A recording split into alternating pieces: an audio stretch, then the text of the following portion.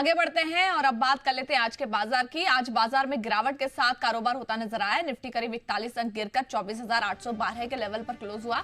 Sensex की बात करें तो 138 अंकों की गिरावट रही, 81,444 के लेवल पर क्लोज हुआ है। बैंक निफ्टी अकेला ऐसा इंडेक्स रहा जिसमें तेजी देखने के लिए मिली है। करीब 114 अंकों की तेजी रही, 55,828 के लेवल पर ये क्लोज हुआ है। मिड कैप और स्मॉल कैप की बात करें तो यहां पर भी कमजोरी जो थी वो हावी रही। आइए जानते हैं कि आज बाजार पर जी बिजनेस के मैनेजिंग एडिटर अनिल सिंघवी ने क्या कुछ कहा है।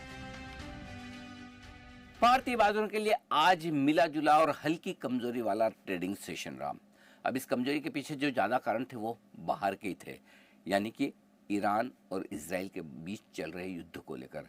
और इस युद्ध में न ईरान न इजराइल दोनों की तरफ से कहीं कोई समझौता और शांति के संकेत आए, बल्कि आग में घी डालने का काम किया ट्रंप साहब के बयानों ने। कल देर शाम उन्होंने बयान दिए कि ईरान को तुरंत सरेंडर कर देना चाहिए, उसके हवाई क्षेत्र पर पूरा अमेरिका का नियंत्रण है, आर पार की लड़ाई होगी, लोगों को तेहरान खाली कर देना चाहिए। मतलब कुल मिलाकर वो धमका रहे हैं और कह रहे हैं कि भाई डील कर लीजिए, और डील तभी होगी जब ईरान पूरी तरह से न्यूक्लियर वेपन्स ना रखने की बात कहे। सो कुल मिलाकर अमेरिका दबाव बनाने की कोशिश कर रहा है। अब इस दबाव बनाने का जो प्रयास अमेरिका का, उसकी एक ही बात हो सकती, दो ही बात हो सकती है, या तो ईरान दबाव में आकर युद्ध विराम कर दे, साइन कर लें और न्यूक्लियर प्रोग्राम से हट जाए, वो बाजार को पसंद आएगा। दूसरा तरीका ये कि अगर वो ना हटे तो ऐसी सिचुएशन में कहीं ऐसा तो नहीं डायरेक्टली या इनडायरेक्टली अमेरिका सीधा युद्ध में कूद जाए या फिर और ज़्यादा हमले इजराइल के द्वारा तेज करवा दे और युद्ध बढ़ जाए। एक्चुअली क्या होगा पता किसी को भी नहीं है, लेकिन बहुत जल्दी और बहुत बड़ा कुछ न कुछ होगा, ये साफ समझ में आ रहा है। कच्चा तेल उछलकर फिर से $76-77 के आसपास आया और ये सारे स्टेटमेंट थे। कल अमेरिका में कमजोरी भी रही, तो ये सारे नेगेटिव संकेतों के साथ हमें आज शुरुआत करनी थी। हालांकि एक अच्छा संकेत ये भी था कि कल के सेशन में कमजोरी हुई, लेकिन एफआईज और घरेलू फंड्स की हल्की फुल्की खरीदारी कैश मार्केट में दिखी। ब्लॉक डील्स का असर निकाल कर देखें तो लगभग न्यूट्रल सा मामला था।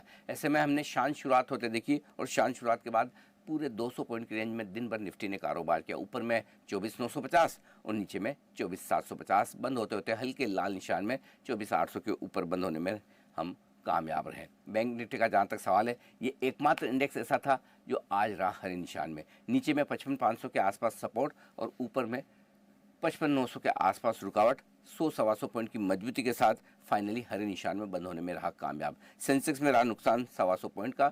मिड कैप और स्मॉल कैप शेयर भी हल्के हल्के नुकसान में आज नजर आए, यानी कि स्टॉक स्पेसिफिक एक्शन बाजार में कहीं आज ज्यादा देखने को मिला। सो ओवरऑल इस वक्त बाजार दिशा और दशा की तलाश में, और वो शायद ग्लोबल मार्केट से ही आता दिखे। पूरी नजर इस बात पर है इजराइल और ईरान के बीच का ये युद्ध किस ओर आगे बढ़ता है। ठंडा होता है, खत्म होने के सीज फायर शांति के आसार आते हैं, या फिर और तेजी से भड़कता है, और उसका संकेत आपको देगा कच्चा तेल।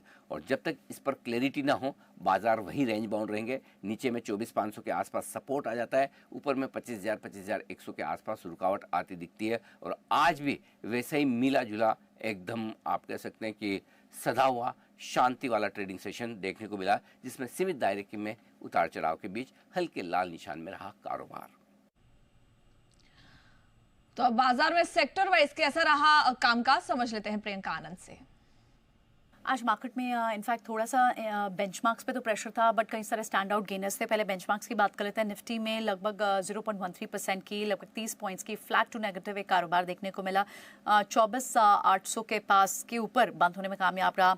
सेंसेक्स में 100 अंकों की गिरावट थी, काफ़ी हद तक रिकवरी दिखी। बैंक्स में इनफैक्ट 120 पॉइंट्स की बढ़त देखने को मिली, बाद में रिकवर हुए थे बाजार। मिड कैप और स्मॉल कैप, वहाँ पर भी आधे % की गिरावट मिड कैप में, स्मॉल कैप में भी 1/4% की गिरावट देखने को मिली थी।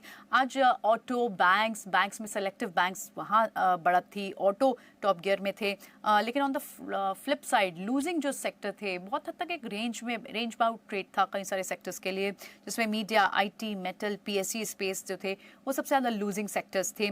अगर आप एनएसई के गेनर्स की बात करें तो इंडसइंड बैंक 5%, इस पर एक बहुत ही अच्छी और इंटरेस्टिंग पॉजिटिव रिपोर्ट नोमुरा की थी, जिसके बाद हमने देखा कि स्टॉक में 5% की तेजी देखने को मिली। टाइटन यहाँ 2% की तेजी, ट्रेंट में 2% की तेजी थी। इनफैक्ट पूरे ही रिटेल और अपैरल काउंटर में स्टॉक में बस था, क्योंकि कहीं ना कहीं आज ट्रेंट की भी एनालिस्ट मीट है, और इसके अलावा आप डी मार्ट का भी देखें तो उन्होंने न्यू स्टोर ओपन किया उत्तर प्रदेश में, जिस पर काफ़ी पॉजिटिव बुलिश नजरिया था। सिर्फ डी मार्ट ही नहीं, इनफैक्ट रब ऑफ आपको पूरे रिटेल काउंटर में, अपैरल काउंटर में देखने को मिला। ऑटो पैक से मारुति में तेजी थी। ऑन द फ्लिप साइड आज थोड़े से आईटी पैक में प्रॉफिट बुकिंग देखने को मिली। टीसीएस कमजोर होकर बंद हुआ 2%। उसके अलावा Adani ports, JSW steel, HUL, इनमें आपको थोड़ी सॉफ्टनेस दिखाई दी। ऑटो पैक से Maruti, MNM, Eicher motor, Bosch, इनमें तेजी दिखाई दी। और अगर आप दूसरे कुछ और स्टॉक्स की बात करें जहां पर खबरों का इम्पैक्ट था, हिंदुस्तान जिंक, यहाँ पर 7% की आज गिरावट दिखी। पेरेंट ग्रुप वेदांता ने जो इसमें स्टेक बेचना था। जाइडस वेलनेस में 4% की मूव थी। एलेम्बिक फार्मा लगभग 2% कमजोर होकर बंद हुआ, और बीएससी भी बहुत ही माइनर से लॉस के साथ 1% के लॉस के साथ बंद हुआ, जहाँ इसके एक्सपायरी डे के चेंजेस इफेक्टिव होंगे 1 सितंबर से। उसकी खबर के बाद ये इम्पैक्ट देखने को मिला। लेकिन एट द सेम टाइम अगर अच्छी स्ट्रेंथ जहाँ थी उनमें इंडसइंड बैंक, एवेन्यू सुपरमार्ट, बंधन बैंक, आरबीएल बैंक, इन सब में एक अच्छी मूव देखने को मिली थी।